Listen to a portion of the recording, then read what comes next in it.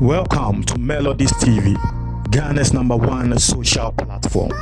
The issue of President Akufo-Addo retiring Mr. Domelevu, the former Auditor General, no, it still lingers on.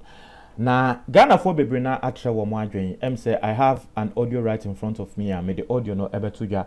Namu namueti audio from Brother Paul, one of WhatsApp administrators. No, anyway. Obasa join your WhatsApp group na link no e description box ni mu. Atare na etwegu e screen so no so no. Opatare ni bia link no so e description box ni mu. O click here na wa fill form no. Yanka se be shape entire no abrel. And there your first timer. Ya pese o ye ade ba ko emain. Subscribe na click notification bell no. O ye na latest news bi about one sa ebeka. Melodies no, we are growing. Right now we have over 112,000 subscribers. Very huge. We have a lot of plans, especially WhatsApp group no. Ghana for more brocha or more join WhatsApp group no. I mean a lot of plans are yebe roll out. I don't think you want to miss out because a idea ebe boye ni na ene Ghana at large. Anyway, yan konsem ni mu.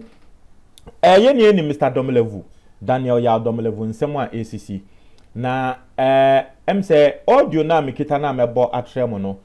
Say ye maame bi ebe kan nsem bi maame ame reply maame no na maame na sanso nya another reply na mebo sa audio na na mebo audio no. Mr. Domelevu for the very first time has broken his silence after President Akufo-Addo force no ana ye ka say won call retirement. Media make say a force because he has shown or he has proven without reasonable doubt say he was born on 1st June 1961.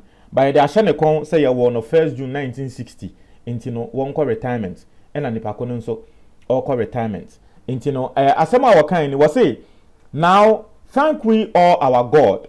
Now after Yakasa won call retirement, you know, and some of our I say now thank we all our God with hearts and hands and voices, who wondrous things had done, in whom his earth rejoices, who from our mother's arms had blessed or has blessed us on our way with countless gifts of love and still in ours today.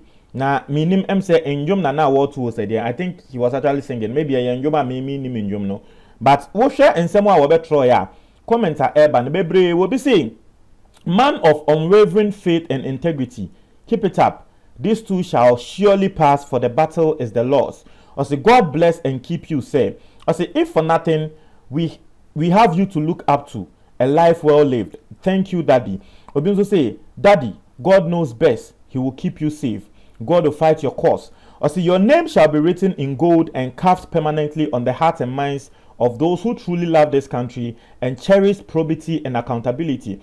I say, Ghana will truly miss your bold public fearless reporting and fight against corruption in a public sector. So these are commenter Ghana for air pass on Mr. Domelevu. One more so far who say will be a bon abaso say say the atono no ono the monstro Ghana say ye can enkrofo a wo ye patriotica ye be kan ni din aka ho dachi bi wan hwe ye kra na Ghana ye be si statue amana say papa bi bae na ye fe Mr. Domelevu na won suro wo bia wono de wo hu say aban eye bone katahyehe ne pro ye koso wo bibia wo ba abonten ye ni aye hu de ye de ye papa no enti no e na enkrofo eka. I say what Ghana needs is to Domelevu the oversight function of our audit service, not this needless petty machoism that aims at shielding and protecting corrupt public officials. No genuine fighter of corruption will commit the unpardonable crime of sacking such a corruption fighter. As a great man, I am so proud of you, sir. I think Mr. Domelevu nsem no. Yanko tie reply Brother Paul so or dey eba. This me chiao ewie me gidi say nyame adomo ho ye eda nyame asese esande ende de na che Melodies nyame hira oni djuma pa uboma oman Ghana. Me chire madwin kakra bi fa Domelevu asem na ye mame ebe kasafa ho.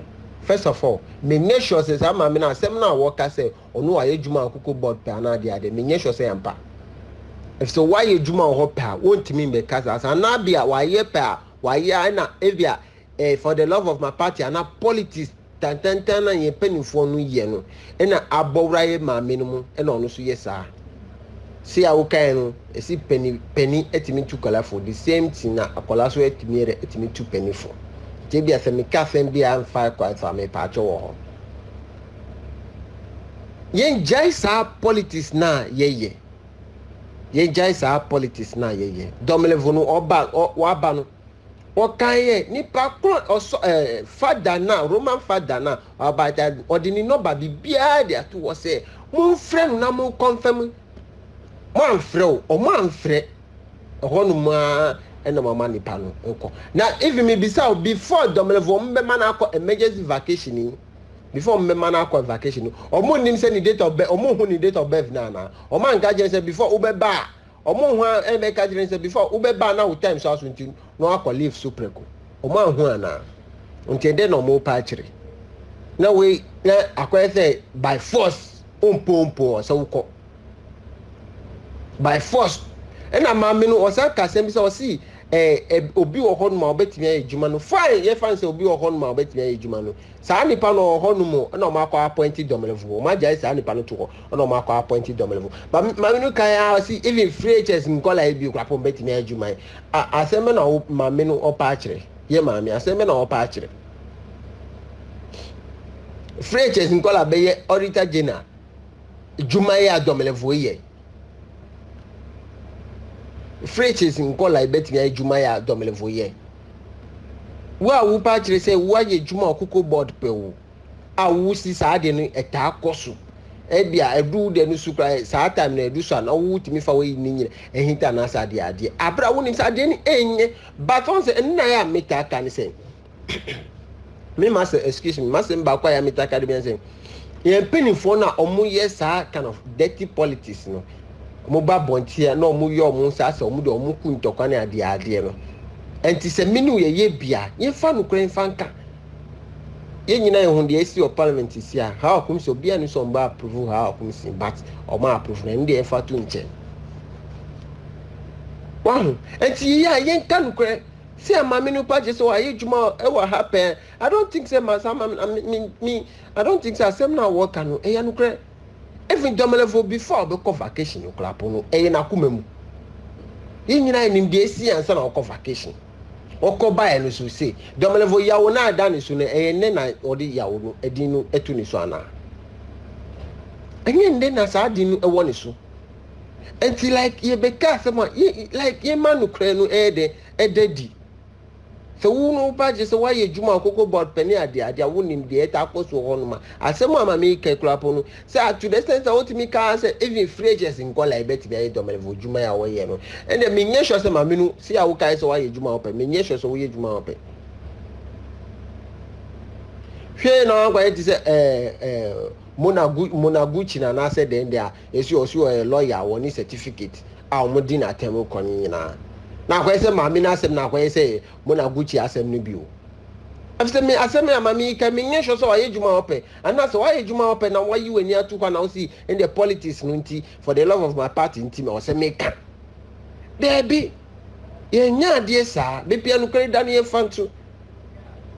The question is, if we're to be you, will you be happy when you be say omo decide na ye wana? Oh, vacation without notice be and back one man is vacation. Only president no echo back and forth the chair. Panya no msandi days akaho. You see a days now so. Wa ba ube start juma. Yes, there be. We clap 1 year 60 years inti. We date of birth ni. First yes, we Togolese.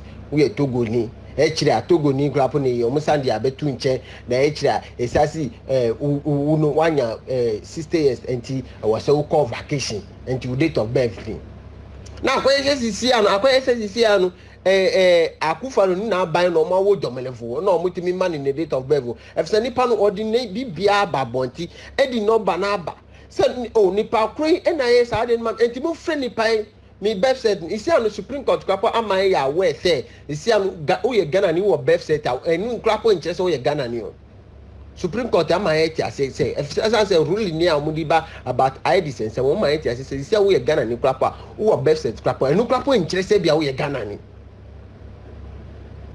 oh na nipa no di ni bibia ba mo anfre nipa na osia no pujupuron ma na mo si da bi nipa no ni tama so sente wo so ko eye wu a be ye udana I don't think say e be ye wu so de o man Ghana ya bebia no kwere dan me de masema me taka de bia say ye penifo no o mo dada e sa ache enti mini wa ye wa hai a ye mini ye nya politics sika e di but for the love of ye man Ghana enti na menu ye kebi enti ya ye kan kwe ne fa that's a dirty politics na ye nkrofo no ye no ne fa tu nche ne bebia no kren da no ye fa tu me da afi